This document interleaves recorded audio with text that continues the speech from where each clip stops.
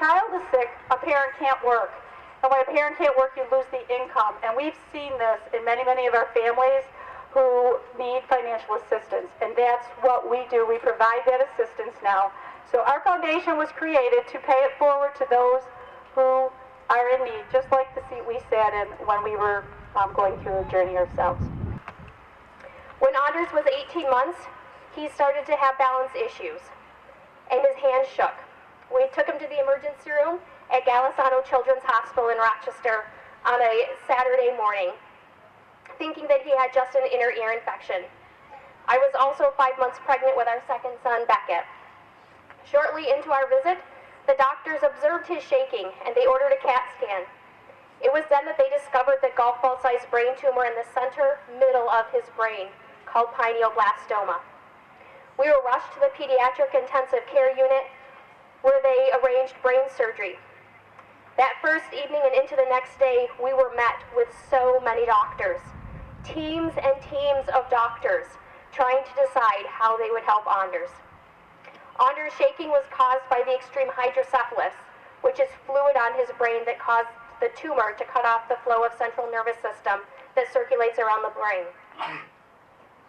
Our team of doctors, they were honest.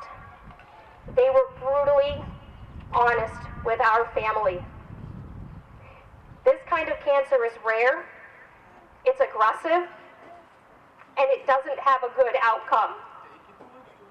Kids with this kind of cancer don't survive. After Anders' initial surgery, we spent the next 3 months living in the hospital, and the following 6 months in and out of the hospital on a moment's notice. We had an awesome team. We had a team of oncologists, a team of neurologists, a team of surgeons, teams of nurses, and child life specialists. These people who were part of our everyday team are what got us through each and every day in and out of the hospital.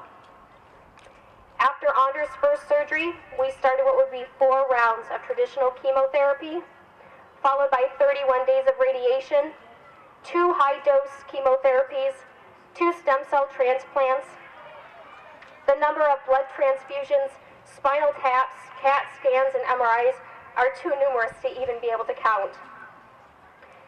On June 27th, Anders had his second major brain surgery. The doctors were able to resect over 90% of the tumor. Like many survivors, Anders still suffers from the harsh treatments and the toxicities he endured to overcome his brain tumor. He has to work much harder, but he greets everything with a can-do attitude. He spends a lot of time still visiting with his team. Just because he is cancer-free doesn't mean we don't worry about his cancer coming back. As with all survivors, he has regular MRIs, blood work, testing, and other meetings with the doctors. We know that without the doctors' teamwork, their determination, their passion, their patience, their love, he would not be with us today, and we are truly lucky. We are here to honor Michael's memory. His love for baseball is evident in every smile that we see out here today. But the Swansons deferred the funding and are donating monies to 2 organizations. One is CURE, which is advocacy for families and assistance for parking and needs for families who are in the hospital for long-term care, as well as the Bright Eyes Fund, which supports children with brain tumors and brain cancer research. So today we present Mrs. Swanson with $1,000 for those 2 organizations.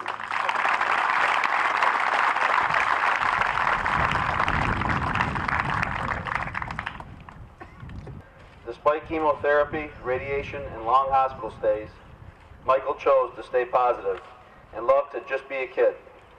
Michael continued to play baseball in between treatments and always came out with great determination and enthusiasm. So that's what this award is based on.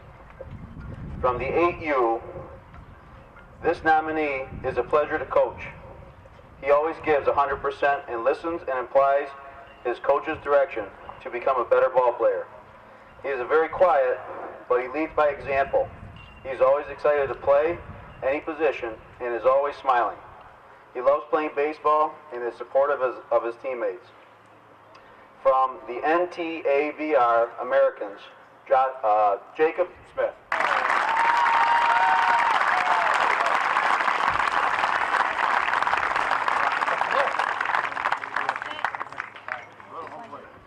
This nominee always demonstrates a positive attitude and encourages the other kids on his team. Despite being one of the smallest and youngest players on the team, he overcomes this with hard work, enthusiasm, and love of the game.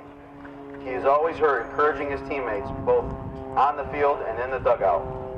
From the Anjo Bombers, Ryan Carroll.